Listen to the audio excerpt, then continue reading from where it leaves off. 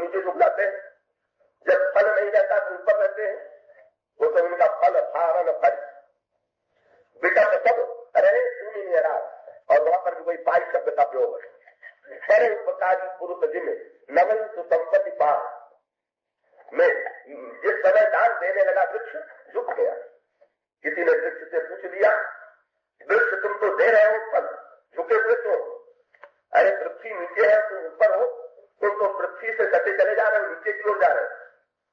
वृक्ष ने कहा कि मैं देख रहा हूं कि आप लोग समझ रहे हैं कि फल मेरे ऊपर डाल में है, पर अगर ये पृथ्वी कृपा करके मुझे अपना रस न देती तो फल आपने आता कहां?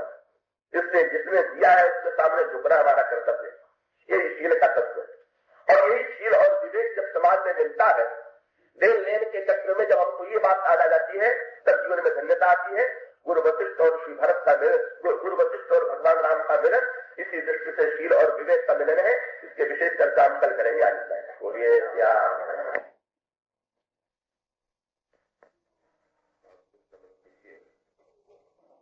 एकाग्र और पालचित से प्रभु की दिव्य प्रेम बल गुरु में भगवान श्री राम का जो विलक्षण मिलन विविध महापुरुषों को जो होता है, जो रस और प्रेम की मंदाकिनी प्रवाहित होती है, उसमें हम लोग अवगाहन करें। इस दिव्य प्रेम भूमि में सर्वप्रथम भगवान श्री राम और श्री भरत का मिलन होता है, क्योंकि वस्तुतः इस लीला के केंद्र, इस भूमि के मुख्य पात्र श्री भरत ही हैं। और इस तरह से प्रेम और कृपा का मिलन, जिसकी चर्चा कल आपके सामने की जा रही थी, संपन्न हुआ। फिर भगवान श्री राम जब श्री भरत को हृदय से लगा करके पूरी तरह से प्रेम रस में सराबोर हो रहे थे, तो उसी समय निषाद ने प्रणाम किया और प्रणाम करने के पश्चात बड़ी विनम्रता से प्रभु को स्मरण दिलाया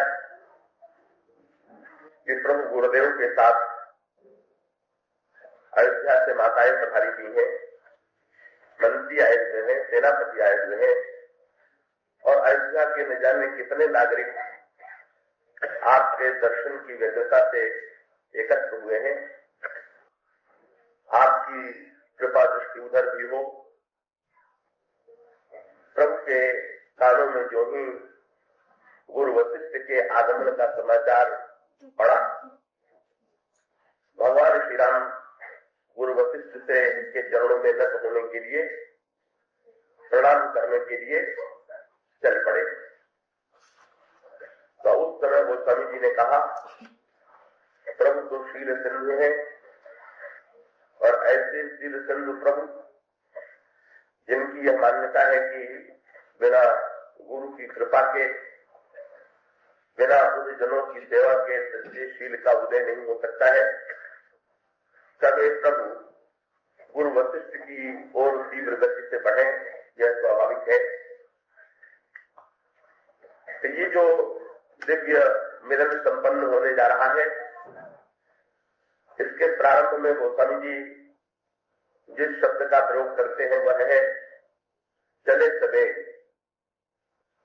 केवट के द्वारा सूचना प्राप्त होते ही भगवान राम बड़ी ही तीव्र गति से गुरु वशिष्ठ की ओर चले, और यहाँ पर प्रभु के नाम के साथ पहले तो शील सिंधु शब्द का प्रयोग किया गया, और जब गुरु वशिष्ठ की ओर तेजी से उनका स्वागत करने के लिए चले, तो गोस्वामी जी ने लिखा धीर और धर्म गुण, और उसके बाद अंत में लिखते हैं दीन दयाल। भगवान राम शील सिंधु है, भगवान राम धीर है, भगवान श्री राम धर्म गुण है, भगवान श्री राम दीन दयाला है। तो ये प्रभु के साथ 4 विशेषण जोड़े और इन 4 विशेषणों का तात्पर्य क्या है, इस पर यदि थोड़ा आप विचार करें। धीर, धर्म गुरु और शील चंद्र और दीन दयाल। रामचरितमानस में 4 वक्ता और 4 श्रोताओं की परंपरा है। यही रामचरितमानस के 4 भाग। भगवान शंकर पार्वती को कथा सुना रहे हैं, कालभूषुंड जी गरुड़ को कथा सुनाते हैं, महर्षि याज्ञवल्क्य के द्वारा महामुनि भरद्वाज को कथा सुनने को मिलती है और गोस्वामी जी के द्वारा अपने मन को निमित्त बना करके हम सभी लोगों को भगवान की कथा प्राप्त होती है। इसका तात्पर्य यह है कि भगवान राम के चरित्र का रसास्वादन 4 प्रकार से किया जा सकता है। ज्ञान की दृष्टि से, बुद्धि और विचार की दृष्टि से ये ज्ञान की दृष्टि है। भावना और भक्ति की दृष्टि से ये भक्ति की परंपरा है। धर्म की दृष्टि से यह याज्ञवल्क्य के घाट की कर्म परंपरा है और गोस्वामी जी की जो चौथी परंपरा है, गोस्वामी जी दीन घाट के वक्ता है और इस दीन घाट में गोस्वामी जी दैन्य की दृष्टि से भगवान राम का स्वरूप क्या है, कैसी ओर संकेत करते हैं। अगर आप भगवान श्री राम के साथ जोड़े गए 4 विशेषणों पर विचार करें तो एक एक घाट की प्रधानता से भगवान राम का एक एक विशेषण बड़े महत्व का है।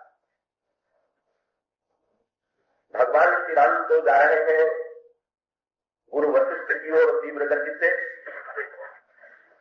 और यद्यपि भगवान राम के साथ 4 विशेषण जोड़े गए पर उसमें भी अपना अपना केंद्र अलग है। अगर ज्ञान की दृष्टि से ज्ञान की भाषा में पूछे कि कौन तीव्र गति से जा रहा है तो कहेंगे कि ये श्री राम जा रहे हैं और उनके साथ उनको सबसे इन विशेषणों में जो विशेषण प्रिय लगता है वो है सी। अगर भक्त से पूछा जाए कि जो गुरुदेव की ओर तीव्र गति से बढ़ रहे हैं उन प्रभु की सबसे बड़ी विशेषता क्या है तो वे कहेंगे शीर्षण। और अगर कर्म घाट की दृष्टि से विचार किया जाए तो ये धर्म, धर्मधर, धीर, धर्मधुर जो है वो धर्म की दृष्टि से। अगर गोस्वामी जी की दृष्टि से पूछा जाए ये कौन जा रहे हैं तो गोस्वामी जी तुरंत कहते हैं कि रे तो दीन दयाला। दीन घाट में दीन दयाला के रूप में देखा। धर्म के आचार्यों ने उनको धर्म की धुरा धारण करने वाले के रूप में देखा। ज्ञानियों ने उन्हें धीर के रूप में देखा और भक्तों ने उन्हें शील सिंधु के रूप में देखा। और इसका मुख्य तात्पर्य यह है कि भगवान श्री राम पूर्ण है और उन्हें अनगिनत दृष्टियों से देखा जा सकता है। जिस व्यक्ति के पास जैसी दृष्टि हो उस दृष्टि के माध्यम से भगवान श्री राम के स्वरूप का साक्षात्कार कर सकता है और उसके लिए भगवान श्री राम का उसी गुण की अभिव्यक्ति करते हैं। जो भावना, इसी को रामचरितमानस की पंक्ति में कहा गया है, जो जेहि भाय रहा अभिलाषी और तेहि कहे तस्य रुचि राखी। और जिस दृष्टि से यदि विचार करें तो भगवान श्री राम की इस यात्रा में जो क्रम है, भगवान श्री राम की इस यात्रा में जो सांकेतिक तत्व है उस पर हम आपकी दृष्टि आकृष्ट करना चाहेंगे।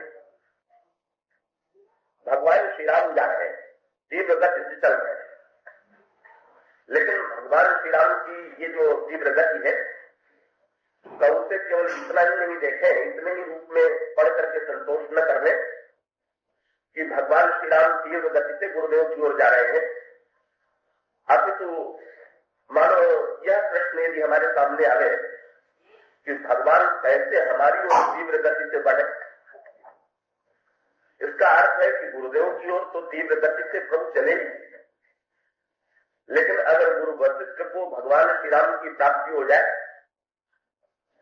तो उतने मात्र से हमारे और आपके जीवन में तो धन्यता नहीं आ जाएगी। तो धन्यता तो तब होगी कि जैसे मंदाकिनी के तट पर गुरु वशिष्ठ प्रतीक्षा कर रहे थे और भगवान श्री राम सूचना मिलते ही उनकी ओर तीव्र गति से चल पड़े, का उसी प्रकार से का भगवान श्री राम को पहले तो कोई सूचना पहुंचाने वाला चाहिए, ईश्वर तक संदेश पहुंचाने वाला चाहिए, और संदेश पहुंचाने के बाद फिर भगवान राम के आगमन और मिलन की उनकी उपलब्धि का क्या रूप है कि इस तरह से साधना का सारा तत्व जो है इस प्रसंग में आप पा सकते हैं। और यही नहीं, इसको अगर आप प्रारंभ से देखें कि ईश्वर को बुलाने का क्या उपाय है, ईश्वर निकट कब आता है, तो इसका श्री गणेश क्योंकि गोस्वामी जी भगवान राम की लीलाओं को केवल एक भौतिक लीला के रूप में ही नहीं देखते हैं, भौतिक क्रियाकलाप के रूप में नहीं देखते हैं। गोस्वामी जी तो कहते हैं बैरू राम बड़ाई करेंगे, बोलन चलन विनय मन हरे।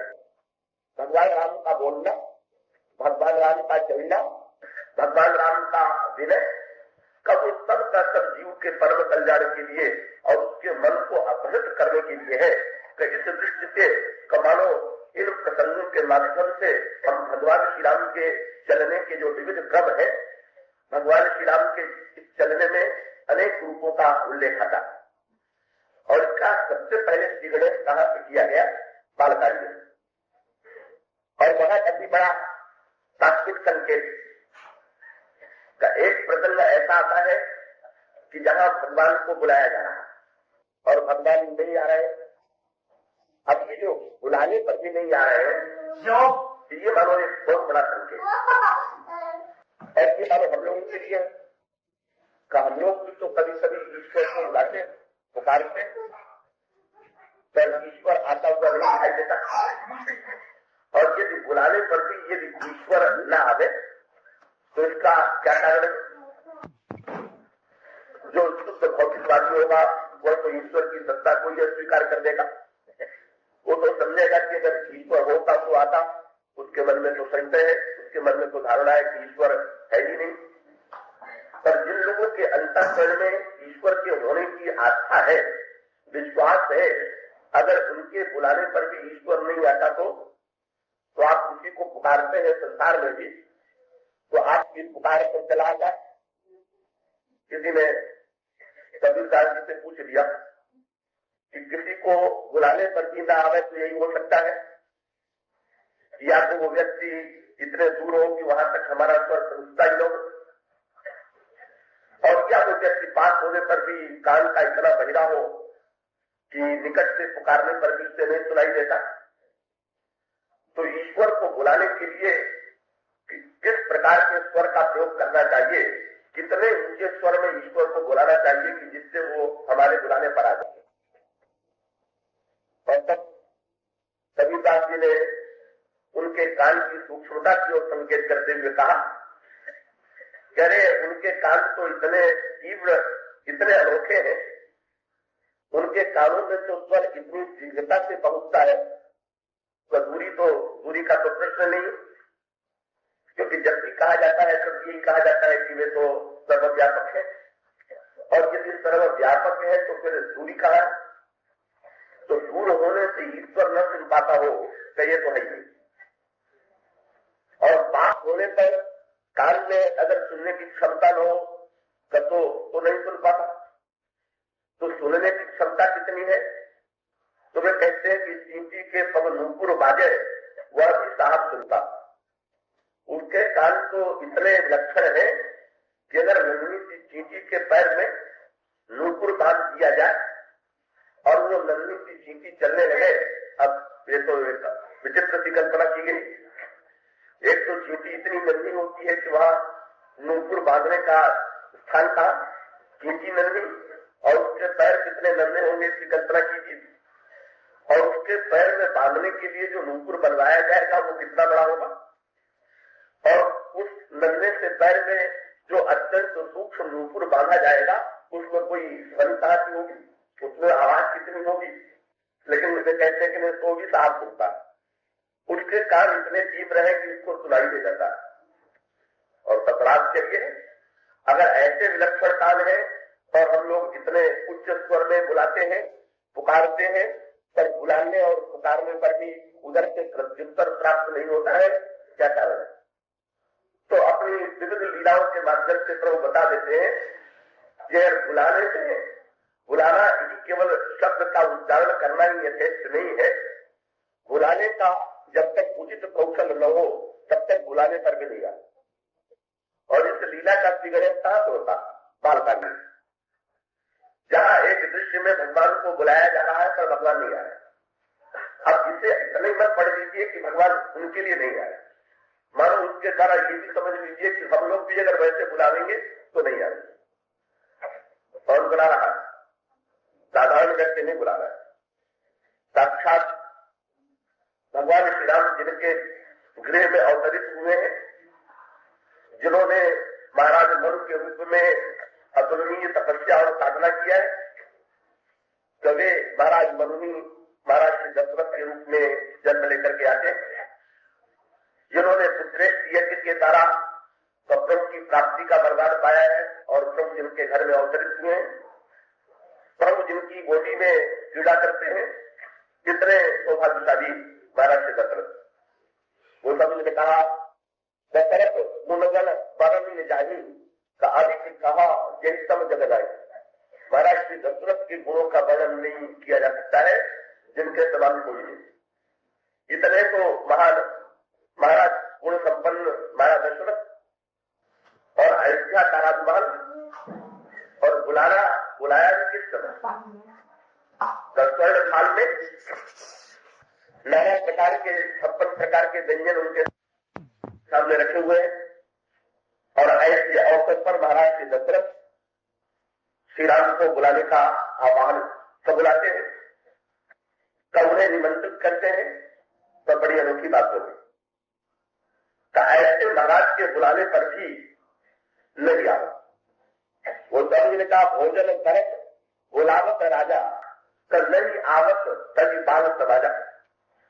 अब अगर केवल भौतिक संदर्भ में देखिए तो भी इसका एक आनंद है कि बालक खेलने में इतने डूब जाते हैं, खेलने में उनको इतना आनंद आता है कि भोजन की भी याद नहीं रह जाती, और इसलिए भगवान श्री राम खेल में इतने डूबे हुए हैं कि भोजन के लिए नहीं आ रहे। पर लीला के आंतरिक तत्व की दृष्टि से विचार कीजिए तो न आने में ही मानो विचार होने लगा कि क्यों नहीं आ रहे, बुलाने पर भी क्यों नहीं आ रहे, और बुलाने पर यदि नहीं आ रहे हैं तो क्या कारण है। और फिर हर प्रकार से इसमें साधना का तत्व आपको मिलेगा। अगर ज्ञानी की दृष्टि से विचार करके देखें कि भगवान बुलाने पर क्यों नहीं आ रहे हैं, तो इसका उत्तर मिलेगा भगवान का मानो विरोध है क्या, कि बुलाने पर वह आता है जो कहीं दूर होता।